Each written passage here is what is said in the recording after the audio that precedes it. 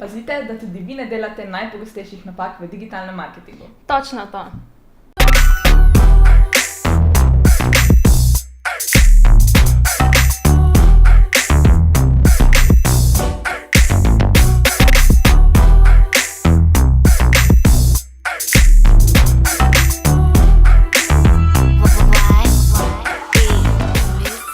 Dober dan, dobrodošli v novi oddaji Point Out Weekly. Se opravičujem za tole malo zmešnjavo, malo sva z Nejcem zamujala na seti in sta pol kar punci zadevo prevzele namesto naju. Tako da, evo, če mislite, da sta oni dve bolj primerne tudi za prihodnje oddaje, kar napišite spodaj v komentar, pa bomo razmislili tudi o tej možnosti. Danes govorimo o najpogostejših napakah, ki jih delajo, rečemo temu, začetniki v digitalnem marketingu ali pa tisti, ki nekako še vedno živijo v svetu, ki je star, ne vem, 5 let nazaj ali pa mogoče še kaj več. Ko je bil digitalni marketing oziroma pristopi k digitalnemu marketingu so bili malo drugačni. Pri tem je treba ful to upoštevati, da je to področje tako, da se zelo hitro spreminja, da so konstantno neke novosti in se je temu primerno potrebno seveda tudi prilagajati. In v nekak pogovori, ki jih imava z Nejcem velikokrat z ljudmi, se dostikrat izpostavljajo ravno te napake, o katerih bomo tudi danes govorili. In prva taka napaka, ki jo res želiva izpostaviti, je ta, da nekdo, ki se na novo loteva zadev v digitalnem marketingu, ima ponavadi občutek, ok, jaz moram biti prisoten na tem kanalu, na tem družbenem omrežju, moram izvajati email marketing, moram AdWords izvajati in še vse ostale zadeve. In če se gre zadeve delati v tej smeri, enostavno nam zmanjka časa, še posebej, če naš tim ni dovolj velik. In to je res tista ena izmed najpogostejših napak, ker zakaj? Ker potem enostavno zmanjka nam časa in smo na vseh teh kanalih potem polovičarski. Se pravi, nikjer ne opravljamo dovolj dobro dela. In če res hočemo narediti tisti impact ali pa nek boost doseči, je res potreben fokus. Se pravi, da se fokusiramo na 1, 2, mogoče 3 tiste najpomembnejše kanale, kjer se zadržuje naša ciljna publika in res tisto perfektamo. Potem, ko pa imamo tukaj, se nam začne dogajati in ko imamo mogoče tudi nam podjetje raste, nam prodaja raste, nove zaposlene v podjetje dobimo, potem se pa začnemo tudi na druge kanale fokusirati. Seveda je odvisno od dinamike vsakega podjetja posebej, ampak kar hočeva tukaj povedati, je res ta fokus je ful pomemben pri tej zadevi. Ja, mislim, da si kar vse lepo povzel, tako da niti nimam kaj dosti več za dodati in bi šel kar naprej. Druga zadeva, ki jo tudi sam precejkrat opažam, je to, da investirate ful veliko časa v neko vsebino, v nek, rečemo temu, kos vsebine, neko vrsto vsebine, potem jo enkrat objavite, mogoče date malo na Facebook, ne vem, Twitter, karkoli že uporabljate in to je to. Posnamete en video, fliknete na YouTube in čao, ste že pozabili na to vsebino. Ja, saj v današnjem svetu digitalnem, ki se hitro spreminja, morate nove in nove vsebine res hitro producirati in predvsem velike količine. Ampak ne smete pozabiti, da v trenutku, ko vi objavite neko vsebino na katerikoli platformi, je ena zadeva, za katero smo lahko tako 100% trdimo, je to, da v tistem trenutku niso vsi ljudje, ki vas spremljajo ali pa vsi iz vaše ciljne skupine prisotni online. In ker se zadeve tako hitro dogajajo, vsaka druga stvar je en klik stran. Vaš feed, če samo odprete Facebook, se tako hitro premika, da enostavno se te vsebine relativno hitro zgubijo, imajo tudi zelo kratek, temu se reče življenjski cikel. Zato je ful pomembno, da vsebine dejansko večkrat objavljate, mogoče probate spremeniti samo malo headline, se pravi naslov, kako sličico, kaj v tem smislu, malo spremenite tekst, ampak bistveno je to, da jih poskušate skozi čas večkrat objavljati. In ker ravno o tem govoriš, o spremembah, ogromno, in s tem se bi tudi navezal na naslednjo točko, ogromno krat se pri tem dogaja, da ko imamo neko vsebino, sploh ne pomislimo, da lahko v neki drugi obliki tudi uporabimo, se pravi, da jo recikliramo. Naprimer, imamo nek video, tako kot imamo mi te dolge videe. In potem iz tega dolgega videa lahko naredimo tudi krajše videe, in tako vsebino ponovno uporabimo. In itak tako vemo, da so za družbena omrežja krajši videi imajo lahko še večji impact. Tako da tudi mi smo že take videe delali, moramo jih še več, ampak to je naprimer ena taka oblika recikliranja. Ali pa če naredite iz nekega blog posta potem infografiko na ta način. Se ti spomniš še kakšnega primera? Ja, v bistvu, ko si dal za primer naše videe, lahko narediš krajše videe, lahko napišeš blog post, lahko vzameš samo eno izmed tem, v katerih, naprimer, danes pokrivava večje število napak, lahko samo eno napako vzameš in samo iz te ene napake narediš, ne vem, infografiko, sliko, statistike daš, več različnih, se pravi, kakršnekoli vrste vsebine se lahko spomniš, lahko narediš. Pa že to, midva bi lahko praktično samo zvok sproducirala in spremenila to v neke vrste podcast, radijsko oddajo, spletno, če lahko temu tako rečemo. Tako da imaš ogromno tudi jaz sem že o tem razmišljal, da bi lahko naredili. Mogoče je bila pa to napoved za prihodnost. Pustimo se presenetiti. SoundCloud, kaj drugega. Pustimo se presenetiti.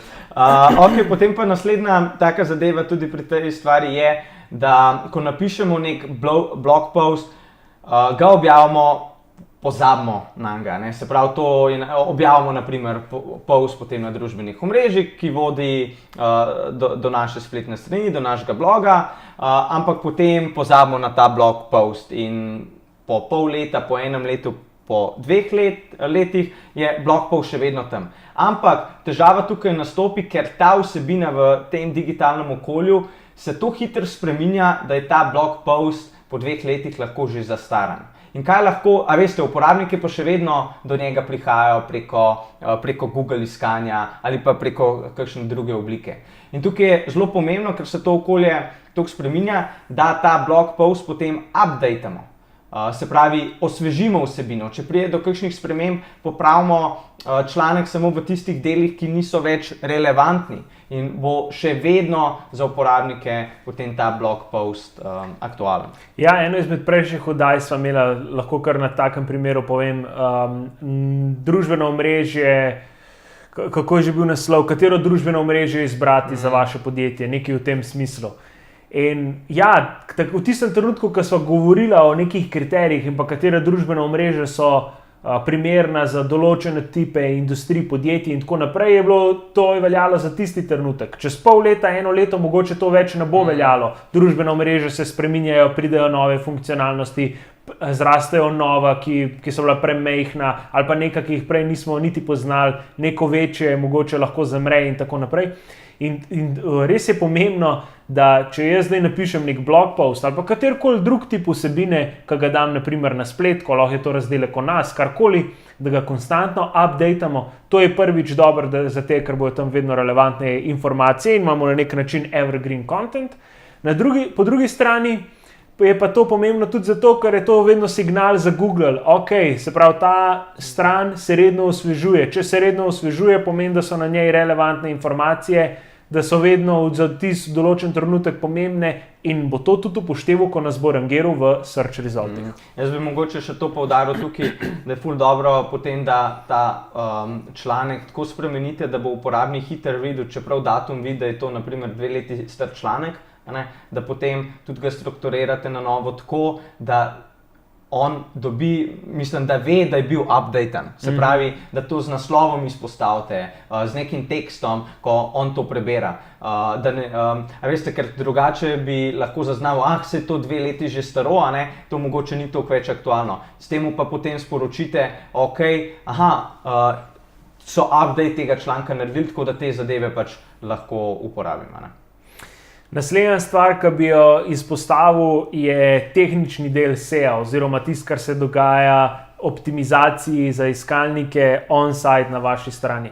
Še danes po tolikem času, po vseh teh Googlovih updatih, Panda, Pingvin, pa ne vem katera žival še vse so uporabili za ime updata, ljudje še vedno dajo preveč poudarka na to, ok, to ključno besedo bom bolj kopičil bom neke ključne besede v članku, ful bom kopičil ključne besede v nekih alt tekstih, tako bom strukturiral. Ja, vse je še vedno pomembno, ampak v tem trenutku, po signalih, raziskavah, ki jih daje Google, raziskavah ljudi, ki se res samo vsem ukvarjajo, strokovnjakih, je daleč najbolj pomembno to, kaj drugi pravijo o vas, v smislu, katere druge relevantne strani linkajo na vas, kot prvi najpomembnejši razlog oziroma skupina razlogov, in pa drugi je sam user experience na spletni strani.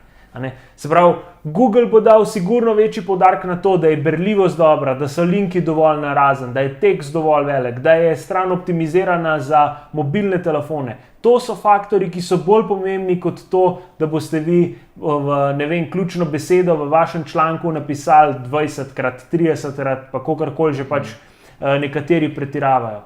Se pravi, res ne toliko se fokusirati na tehniko, ampak bolj na content, na vsebino, na to, da vas bojo tudi drugi šerali ta social impact oziroma efekt, ki ga ima na samo rangiranje v rezultatih na Google.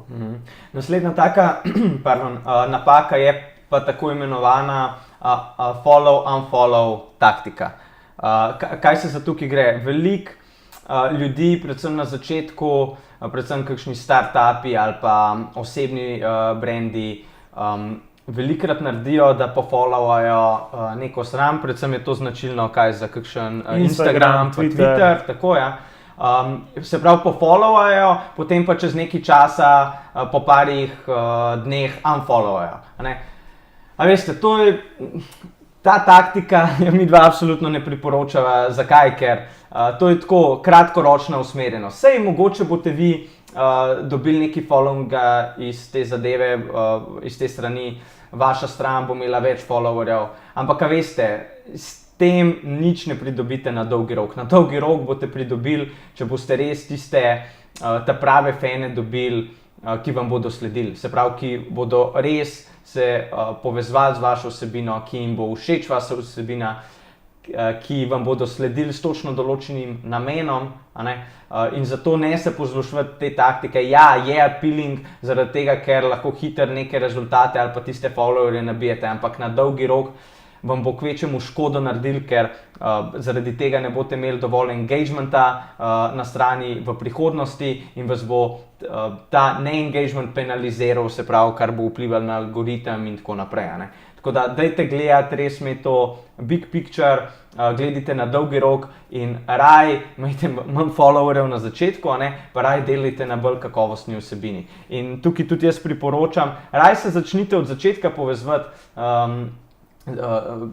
z osebami, ki imajo podobno ciljno skupino kot vi, jih vpletete v diskusijo, se z njimi povežete, tako kot sem rekel, kot pa da to follow-unfollow taktiko uporabljate.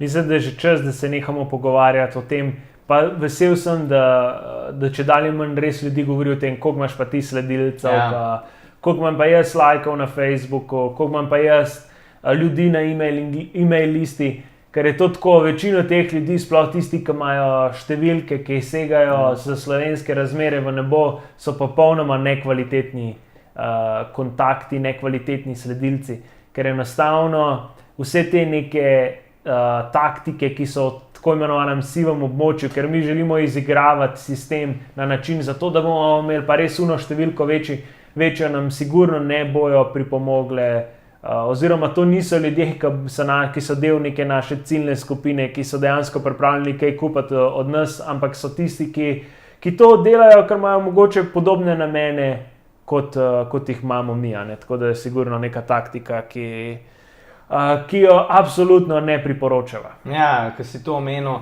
naprimer, kje mi v agenciji dajemo veliko večji poudarek, kot koliko je število lajkov na strani, ker lajki vam danes veliko manj pomenijo, kot je 5 let nazaj bilo to, tudi zaradi algoritma pa dosega, ki je bil takrat večji.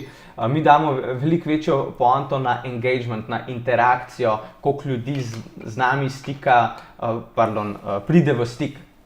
koliko ljudi vpletemo v diskusijo. To so tiste prave številke, ki mi je danes treba dati pomen. In to tudi našim naročnikom vedno znova povemo, da jim ne bo v ospredju samo pač tisti like. Koliko ljudi lahko pripeljemo na stran, koliko ljudi lahko konvertiramo. To so vse pomembnejše metrike, koliko imamo sledilcev na koncu. In s tem, ko si to rekel, bi jaz tudi to oddajo zaključil in se usmeril naprej, ker bova govorila ravno v teh konverzijah oziroma kako optimizirati pristajalne strani, da bodo prinašale čim več konverzije in hkrati to povezati vse skupaj z samim oglaševanjem. Evo, jaz se že veselim, tako da vi, če ste imeli kakršnokoli nejasnost v tem videu oziroma imate kakršnokoli vprašanje povezano s tematiko, o kateri sva danes govorila, pišite vprašanja, pišite komentarje, mi sva tukaj, da vam odgovoriva. Oziroma, če tudi vi veste za kakšno napako, kar sigurno je, pa imate tudi izkušnje, mogoče ste tudi sami naredili kakšno veliko napako, dajte napisati v komentar, pa se še malo pogovorimo ali pa damo kakšen nasvet ali pa povemo, kako mi vidimo to situacijo. Tako da tudi o napakah se lahko razpišete. Hvala, ker ste bili z nami in se vidimo naslednjič. Fajn bote, čao!